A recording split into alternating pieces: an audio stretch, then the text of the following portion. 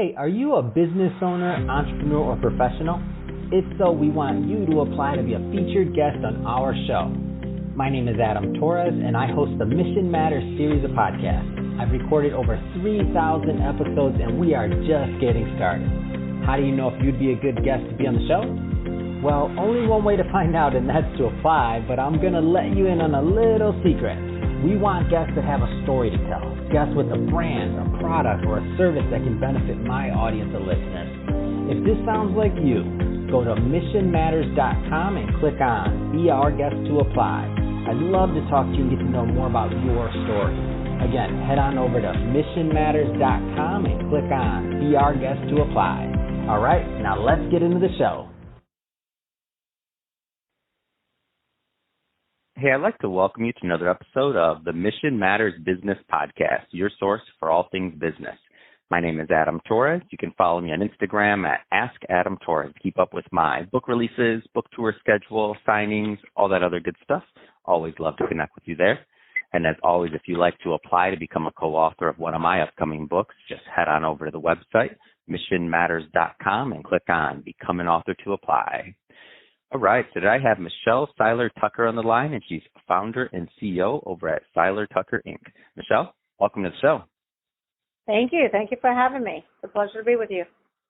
All right, Michelle. So I'm excited to get into today's topic. So we will be talking about, how to build a sustainable, scalable, and sellable business. And I think heading Seiler Tucker, you have just a really unique vantage point with how many businesses you've worked with and also how many investors you've worked with in general.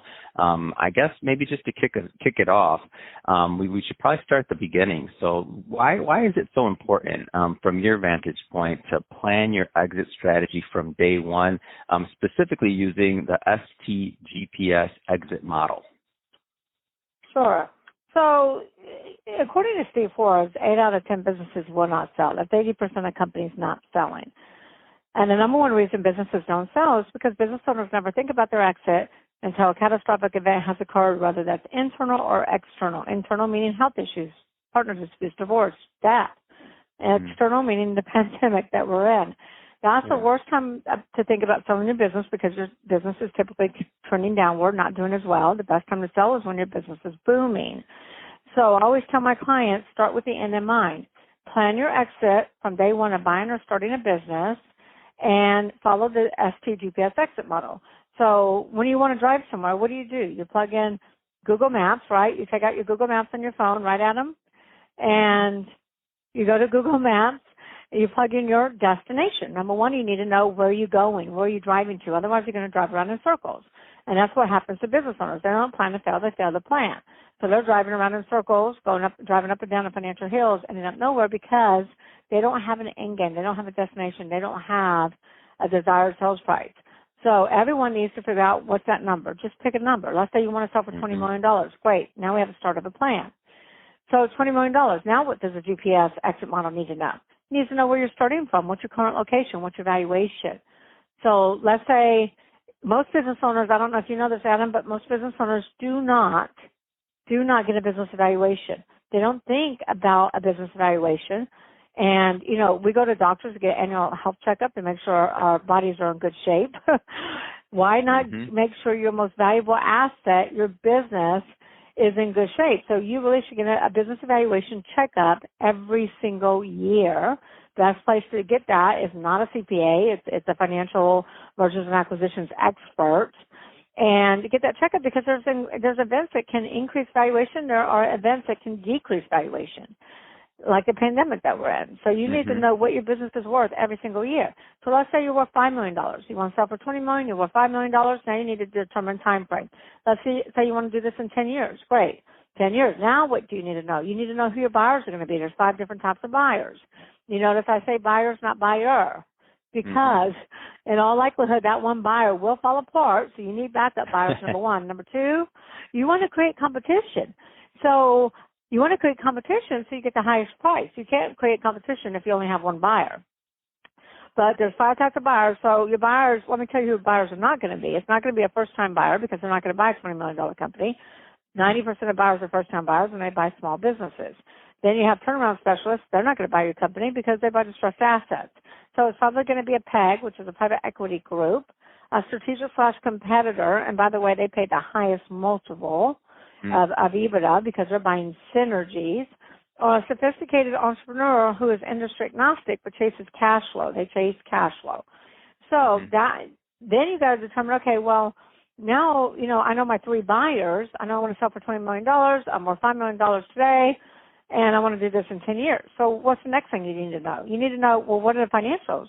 Where do the financials need to be to sell for $20 million? Where does the gross revenue have to be, gross profit margins, and most importantly, where does the EBITDA have to end up at? So if you want to sell for $20 million, you need to have an EBITDA of at least $3 to $5 million. EBITDA is earnings before interest, taxes, depreciation, and amortization. And then you need to know, well, what synergies are they looking for? What are the characteristics that will have a buyer, cause a buyer to pay top dollar for my business? And then build upon those synergies, build upon those characteristics, and build to meet those buyers' specific criteria. And then the last step is know your why. Why do you want to sell for $20 million? Because if it was easy, everybody would be doing it. So you need a powerful why to keep you in the game, to keep you weathering the financial storms. That's the STGPS exit model. Man, I love it. And I'll tell you what, just looking at the way you've set it up and what you've done in your business, I mean, it makes sense. Like, it makes sense. And I think a lot of business owners, exactly what you said, when they're planning it, when they're doing things in the beginning, they're not thinking about the exit or even the potential for that. And I know that's not, I don't know if it's intentional. It's not necessarily intentional. Like, I always tell people, I'm like, nobody intentionally goes out and says, I want to make these mistakes. It's just something that maybe happens because of lack of knowledge or something else. Speaking of mistakes, what are some of those, the big, and I know this will change, by the way, from business owner to business owner, obviously, from level of, experience as an entrepreneur, but I know that certain themes tend to arise like over and over again. What are some of those big mistakes that you see business owners make? Right. So the business owner, the mistakes are pretty much the same, believe it or not. Of course, smaller businesses will make more mistakes than owners of bigger businesses because owners of bigger businesses have figured a lot of this stuff out. So I like to take the biggest mistakes owners make by taking you through the 6 Ps because I can do both at once. So the number one mistake is not planning your exit from the beginning. That's why 80% of businesses don't sell. The number 2 mistake is creating what I call a glorified job in which business owners go to work at every day versus the business actually works for them. So therefore, the very first P is people. You don't build a business, you build people, and people build a business. So entrepreneurs say that one again. That one's big. That one's big, Michelle. You said you don't build. Say that one more time. That's a. You don't build a business. Hit me in the stomach with that one. You don't build a business. You build people, and people build a business. Wow, that's so powerful. Go ahead. I just had to have you say it again. It's just so good. And then, entrepreneurs, they're control freaks, so they want to do everything. You can't do everything. You need to focus on your strengths, hire your weaknesses, make sure you have the right people in the right position, the right seat. And then most importantly, ask the who question. Who handles customers? Who handles marketing? Who handles legal? Who handles, manufacturing, distribution, logistics, environmental, etc. The clue here, Adam, is that you should never be next to the who.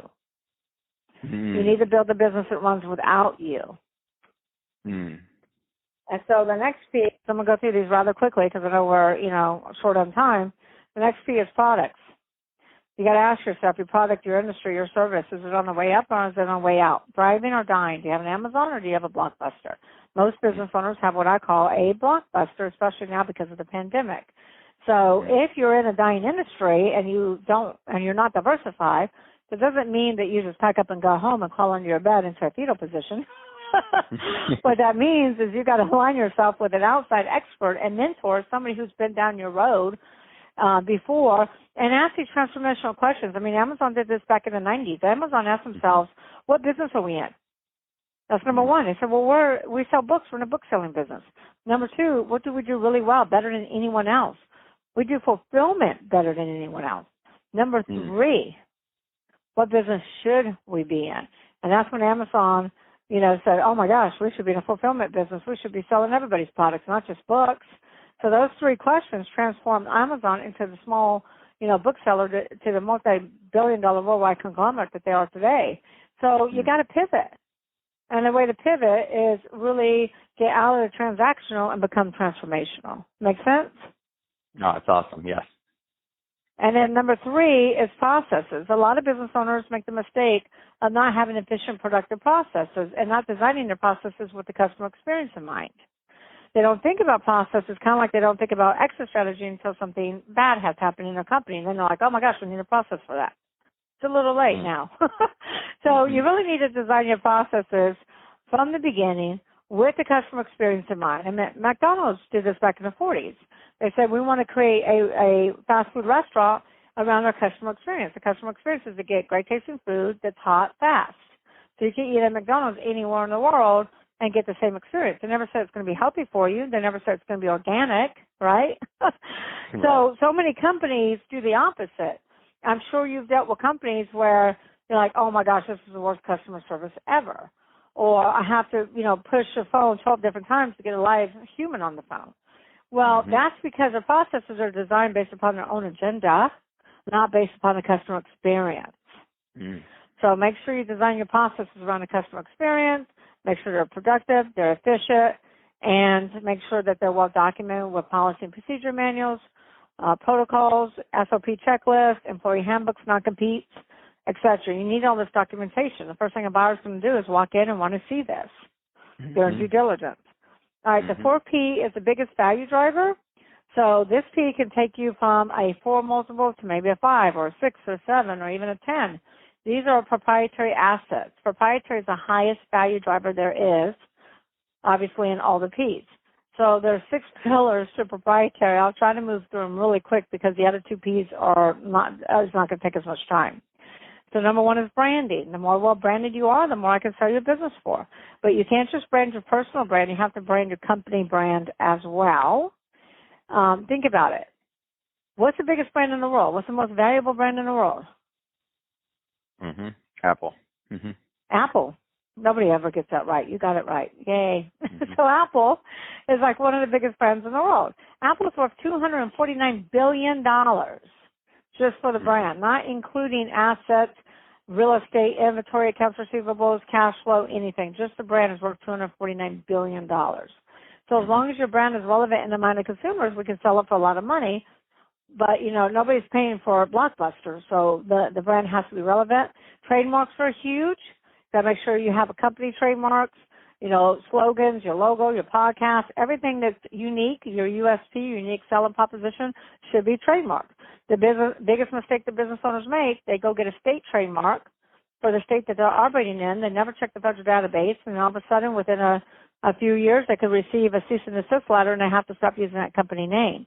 So spend the $1,500 to $2,000, get your name federally trademarked so you don't have this problem down the road because you'd hate to have to rebrand and start all over.